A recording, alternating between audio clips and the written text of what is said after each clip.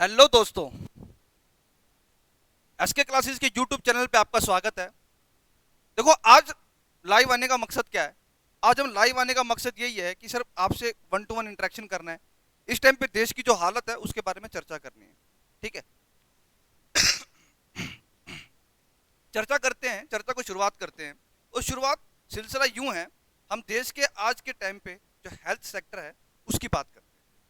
देखो भाई, आज की डेट में अगर देखो तो 3 लाख प्लस कोविड 19 की जो टेस्टिंग चल रही है, कोविड 19 केस आ रहे हैं दिल्ली के 3 लाख से भी ज्यादा। आप सोच सकते हो कि अस्पतालों में, हॉस्पिटल्स में क्या है, ना तो मेडिसिन अवेलेबल है, ना ऑक्सीजन सिलेंडर अवेलेबल है। ठीक है, बेड खाली नहीं है। इतना बुरा है हेल्थ सेक्टर जो है आपका।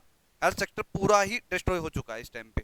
ठीक है, अब इस टाइम पे अगर हम अपने राजनेताओं से बात करते हैं, उनको कहा जाता है, ठीक है, कि भाई देश के अंदर वैक्सीन नहीं है, या फिर दवाइयों की कमी है, बेड की कमी है, ऑक्सीजन की कमी है। तो ऐसे ऐसे धुआंधार एक मतलब कुछ एक डॉक्टरों के नाम लेना चाहूंगा मैं, जैसे डॉक्टर संबित पात्रा हो गए और डॉक्टर हर्षवर्धन हो गए। ये ऐसे डॉक्टर हैं भाई, कहते हैं नहीं हमारे देश के अंदर किसी चीज की कमी नहीं है। नहीं, है ही नहीं, कमी तो है ही नहीं ना भाई। हमारा देश नंबर वन वैक्सीन प्रोडक्शन के मामले में है, दवाइयों की प्रोडक्शन में नंबर वन है। बोला हम पीछे कहाँ हैं? पर पीछे भाई कहाँ है तो ये बताओ ना, फिर दवाइयाँ क्यों नहीं मिल रही? बताइए मुझे। हॉस्पिटल को दवाइयाँ क्यों नहीं मिल रही? हॉस्पिटल को ऑक्सीजन क्यों नहीं मिल रहे? कहाँ है भाई? ये चीज समझो आप। अब दूसरी बात करते हैं इनके बेतुके बयानों की। ठीक है, कुछ बेतुके, कुछ राजनेता ऐसे, राजनेता हैं कुछ ऐसे, ठीक है, वो बयान क्या देते हैं, कहते भाई ऑक्सीजन का ना ढंग से इस्तेमाल करो, इसका ऑक्सीजन का ढंग से इस्तेमाल करो। और भाई ढंग से कैसे इस्तेमाल करते हैं भाई? अब किसी मरीज को ऑक्सीजन की जरूरत है तो ढंग से कैसे, मतलब उसको एक कटोरी में डाल के दे ऑक्सीजन, ले भाई ढंग से इस्तेमाल करना है, एक कटोरी ऑक्सीजन तेरे लिए, मतलब ऐसी बात करनी है, ऐसे उसको ऑक्सीजन बनाए। भाई उसको ऑक्सीजन की जरूरत है तो उसे ऑक्सीजन तो उतनी जितनी उसे जरूरत है उतनी तो वो लेगा लेगा। मतलब ये हमारे कुछ राजनेताओं के शब्द हैं। ठीक है, बात करते हैं कुछ और राजनेताओं। अभी आपने रिसेंटली न्यूज में देखा भी होगा, मतलब हाईकोर्ट ने कहा है कि कुछ जिलों में मतलब कि लॉकडाउन लगाने की जरूरत है। पर भाई क्या करें, हमने तो शेर पाल रखा है, हमने तो शेर पाल रखा है, और शेर कभी किसी का डिसीजन ओबे करता है? शेर शेर किसी का कहेगा, किसी के कहने पे लॉकडाउन लगाएगा? उसकी मर्जी होगी तब लगाएगा, क्योंकि शेर पाल रखा है हमने तो। समझ रहे हो ना? अब भाई कुछ इसी तरह के किस्से हैं।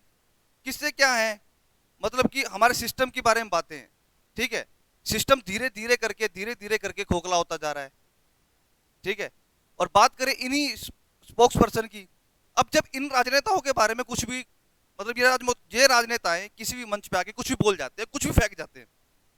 अब इनको फेंके हुए को लपेटने का काम करते हैं इनके स्पोक्स पर्सन, इनके प्यादे।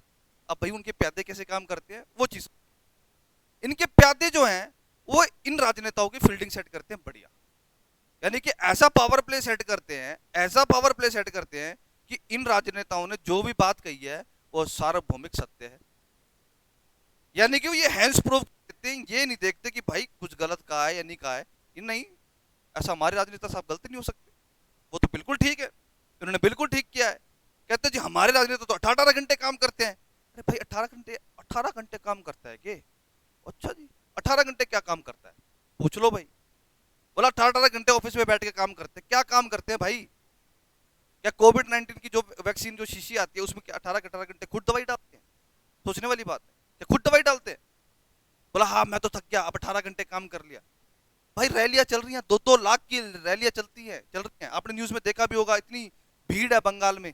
ठीक है, हेल्थ स्ट्रक्चर, क्या चुनाव जो है, चलो ठीक है चुनाव अपनी जगह है, प्रोटोकॉल को भी तरीके से इंप्लीमेंट किया जाना चाहिए, पर नहीं। देश का बिल्कुल इस टाइम पे देखो तो पूरा एक चरम सीमा आ चुकी है देश के अंदर। हर एक नागरिक पूरा त्राहिमाम त्राहिमाम हो चुका है। आप इस चीज को समझिए। मेरी समझ में तो एक चीज ये कहती है, एक चीज ये कहती है मेरी समझ में, कि इन सब राजनेताओं के लिए ना एक हेल्पिंग वर्ब में बनानी चाहिए। ठीक है, इंग्लिश के टीचर्स को बोल के कहना चाहिए सर इनके लिए बनाओ एक हेल्पिंग वर्ब। समझ रहे हो हेल्पिंग वर्ब? मैं कुछ कहना चाह रहा हूं, आप उस चीज को समझिए हेल्पिंग वर्ब क्या होता है। ये वही हेल्पिंग वर्ब है जो आप इंग्लिश में पढ़ते हो, पर इन राजनेताओं की जो नोमन कलेचर है, जो इनका नामकरण है, वो कुछ और है, उनमें हेल्पिंग वर्ब कुछ और है। इनके उस हेल्पिंग वर्ब में इनके लिए कुछ ना कुछ बनना चाहिए, ताकि जब कोई बात हो तो इनके लिए वही हेल्पिंग वर्ब का इस्तेमाल किया जाए। समझ रहे होंगे आप, सब समझदार हैं, अच्छी फैमिली से बिलोंग करते हैं, सभी पढ़े लिखे हैं, मेरी बात को अच्छे से समझ भी रहे होंगे आप। ठीक है, तो आपसे मैं इतना ही कहूंगा, घर रहिए, स्वस्थ रहिए, अपनी फैमिली का ध्यान रखिए, हाथ धोते रहिए, बाहर जाए अगर बहुत जरूरी हो तब बाहर जाए, हाथ को धोते रहिए, हाथों को सैनिटाइज करते रहिए, और अपनी फैमिली का ध्यान रखिए।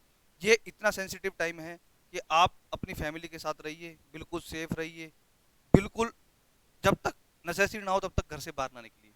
ठीक है जी, जय हिंद, जय भारत।